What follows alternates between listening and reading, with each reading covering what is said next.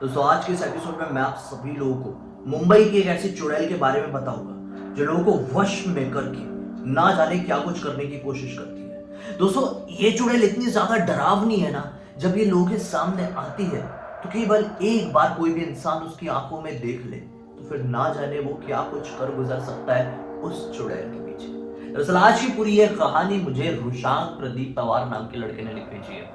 रुशांक का एक YouTube channel भी है जिसका नाम है रोस्टिंग रुशांक। दरअसल ये कहानी, ये सच्चा वाकया रुशांक के पिताजी यानी कि प्रदीप के साथ आज से कुछ साल पहले बीती थी। जब रुशांक बहुत छोटा हुआ करता था, इनके पिताजी की शादी हुए भी ज्यादा टाइम नहीं हुआ था और इनकी नई नई नौकरी लगे भी बहुत ज्यादा टाइम नहीं हुआ था। ये रहने वाले थे दहीसर के और ये जॉब करने के लिए दहीसर से थोड़े दूर के इलाके में जाते थे। जॉब करने के लिए बस पकड़ के जाते थे और बस से ही लौट कर आते थे। इनकी जॉब खत्म होने की टाइम लगभग 10:30 बजे के आसपास की थी। ये बस से उतरते, बस से उतर के थोड़ी आगे जाते और वॉकिंग डिस्टेंस लगभग 10 मिनट पार करके इनका घर आ जाता। अब आज ये जब अपने जॉब से वापस लौटे थे तो बस से उतरने के बाद घड़ी देखते हैं। घड़ी में 11:15 का टाइम हो रहा था। ये लेट हो चुके थे। उन्होंने सोचे यार आज मैं लेट हो गया हूं और ये आज के ही दिन ना अपने ऑफिस के पास एक बढ़िया चिकन की शॉप थी, वहां से एक डब्बे में चिकन पैक करवा के लेकर जा रहे थे। अब क्या ये चिकन ठंडा भी हो रहा था और इनको घर भी टाइम पर पहुंचना था। चिकन ठंडा हो जाता तो घर वालों को खाने में मजा नहीं आता ना। ये चिकन बहुत अच्छा था। जो होटल से इन्हें लिए थे वो बहुत फेमस होटल थी। बहुत टाइम से सोचे थे कि मेरी पहली सैलरी आएगी तो मैं चिकन खरीद के जाऊंगा और सब लोगों को अच्छे से खिलाऊंगा। उन्होंने चिकन खरीदा था, डब्बे में रखे थे। ठंडा ना हो जाए इसकी डर में इन्होंने सोचे आज लॉन्ग रूट ना पकड़ के मैं एक शॉर्टकट पकड़ूंगा। ये शॉर्टकट नॉर्मल नहीं था, ये शॉर्टकट लोगों के साथ छलता था, मतलब लोगों को कंफ्यूज कर देता था। कई बार ये शॉर्टकट लोगों के लिए भूल भुलैया का रूप ले लेता था तो कई बार एक छलावे का। लेकिन फिर भी ये सोचते हैं कि लेट हो रहा हूं, भगवान का नाम लेते हुए जल्दी पहुंच जाऊंगा, आज शॉर्टकट से ही जाता हूं। ये शॉर्टकट से आगे बढ़ने लगते। अब बस पूरा रास्ता इन्हें पार कर ही लिए थे। घर आने में लगभग 3 से 4 मिनट बाकी ही थे कि अचानक से उन्हें रास्ते के बीचों बीच खड़े एक लंबी सी लगभग 6 फीट की औरत दिखाई देती है। स्ट्रीट लाइट्स भी थोड़ी कम थी, बात पुरानी हो चुकी है। हाँ, तो रास्ते से ज्यादा लोग आते जाते भी नहीं थे, वो कच्चा रास्ता भी था, तो स्ट्रीट लाइट भी थोड़ी टिमटिमा रही थी। दूर से केवल उस औरत का हुलिया समझ में आता था, शक्ल नहीं। इस औरत ने साड़ी पहन रखी थी और ये ब्लैक कलर की साड़ी। औरत के बाल पूरी तरह से वाइट थे। ये मन में हिम्मत जुटाते हैं और भगवान का नाम लेते हुए धीरे धीरे आगे बढ़ जाते हैं।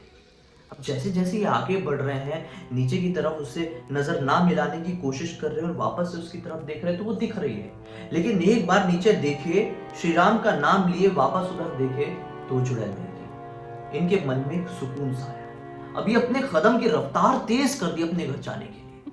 अचानक से इनके कंधे में पीछे से टैप आता है। ये घबराकर पीछे पलट कर देखते हैं तो वही औरत एकदम इनके मुंह के पास थी। बड़ी बड़ी आंखें करके कहती है कि मुझे चिकन नहीं खिलाएगा, सिर्फ घर वालों को ही खिलाएगा। और जैसे उसकी ये बात सुनते हैं, घबरा कर वापस से पीछे मुड़ते और भागना शुरू कर देते हैं अपने घर वाले रास्ते में। इन्हें ऐसा लग रहा था कि इनका कोई पीछा कर रहा है, लेकिन कोई पीछा नहीं कर रहा था। ये तेजी से भाग रहे हैं। इन्हें समझ में नहीं आता है रास्ता घर का तो सिर्फ 3 मिनट दूर था, लेकिन मैं इतनी देर से भागा जा रहा हूँ, बार बार मैं घूम फिर कर यहीं पर आ जा रहा हूँ। कंफ्यूज हो गए। इस रास्ते ने इनके साथ छलावा खेल लिया। ये बहुत ज्यादा डर चुके थे, हांफ रहे थे। पिछले 10 मिनट से लगातार दौड़े जा रहे थे, लेकिन 3 मिनट का ये रास्ता, ये सफर तय नहीं हो रहा था। अब हांफने लगे थे, रुक गए थे। अचानक से वो चुड़ैल ने फिर से कंधे पर टैप दी। ये वापस से पलटे। ये चुड़ैल खौफनाक शक्ल लिए फिर से इनके मुंह के सामने खड़ी थी। देख, तू मुझे चिकन नहीं देगा ना तो तू यहां से जा नहीं पाएगा, चाहे जितनी भी कोशिश कर ले। जैसे ये बात सुनते बहुत जोर से घबरा जाते हैं और पीछे, मतलब उसको देखते देखते पीछे हटते और अपने पैर से टकराकर जोर से गिर जाते हैं। जैसे गिरते हैं अचानक से तो सामने जो खड़ी थी चुड़ैल वो गायब हो चुकी थी। ये अपने आप को संभालते हुए खड़े होते, इस चिकन का डब्बा था ना हाथ में, वो भी वहीं गिर चुका था। उठते हैं और सोचते हैं भाड़ में जाए चिकन, इस चिकन के पीछे ही ये चुड़ैल आ रही है। अब भागना शुरू कर देते हैं। भागते भागते अब घर पर पहुंच जाते हैं। घर पर जैसे ही पहुंचते हैं तुरंत वो मेन गेट खोलते हैं और दौड़ते हुए अंदर की तरफ चले जाते हैं। जब ये मेन गेट खोल रहे थे उस समय भी वही आवाज आ रही थी, तो मुझे चिकन नहीं खिलाएगा, घर वालों को ही खिलाएगा। बस यही बात उनके बार बार कान में समझ में आ रही थी, जब तक ये पूरी तरह से घर के अंदर ना चले गए, पत्नी से नहीं मिल लिए, माँ से नहीं मिल। अब क्या होता, घर वालों को सारी बात बता दी। पत्नी ने बोली भी कि आप उस रास्ते से क्यों आए, थोड़ा लेट भी हो जाता तो चल जाता, अरे चिकन लेके आ रहे थे तो वापस से गर्म हो जाता ना, क्यों रास्ता अपनाए जब आपको मालूम है उस रास्ते का इतिहास क्या है, कितने लोगों की मृत्यु हो चुकी है उस रास्ते से गुजरने की वजह से, क्यों आए वहां से। अब क्या होता है, ये अपने आप को नॉर्मल करने की कोशिश करते, सोने के लिए चले जाते, पूरे रात सपने में वही दिख रहा है, चिकन घर पर अकेला खिलाएगा, मुझे नहीं देगा, घर वालों को ही खिलाएगा, मुझे नहीं खिलाएगा, बस यही चीजें बोल रही थी वो चुड़ैल इन्हें बार बार दिख रही थी। अब सुबह उठते हैं, बहुत तेज फीवर, सब लोग परेशान कि बेटे को क्या हो गया है, बार बार एक ही चीज रिपीट में सुनाई देती है, जहां देखो वहां कई बार वो चुड़ैल खड़ी हुई दिख जाती है, कई बार दिखाई दे रहा है कि वो चुड़ैल ऐसा डब्बे में चिकन पकड़ी हुई और खा रही है। उसकी ये हरकतों से बहुत ज्यादा परेशान हो चुके थे प्रदीप जी। प्रदीप जी ने घर वालों को सारी बात बताई। अब प्रदीप जी की माता जी कहती है कि देखो, अगर सब कुछ ठीक करना है तो मैं एक देवी माता का मंदिर जानती हूँ, ये देवी माता का मंदिर यहां से बस कुछ ही दूरी पर है। उस मंदिर में जो देवी जी विराजमान है, उन देवी माता को धारावी की आई कहा जाता है। दरअसल प्रदीप जी की माता जी धारावी की आई के ऊपर बहुत ज्यादा विश्वास करती थी। बस अगले ही दिन वो लोग उस मंदिर पर चले जाते हैं। जब तक इस मंदिर पर नहीं पहुंचे थे, उस चुड़ैल की आवाज इनको बार बार कान में सुनाई दे रही थी। उस चुड़ैल की हरकतों से घर के सारे लोग ये समझ चुके थे, ये मुनि चुड़ैल का काम है, जो चुड़ैल लोगों के पीछे चिकन के लिए लग जाती है। दरअसल कोई भी इंसान अगर सुनसान इलाके से हाथ में चिकन पैक कराए हुए लेकर आ रहा है और खासकर वो रास्ता हॉन्टेड है, तो गारंटी है, दावा है कि मुनि चुड़ैल उसके पीछे आएगी।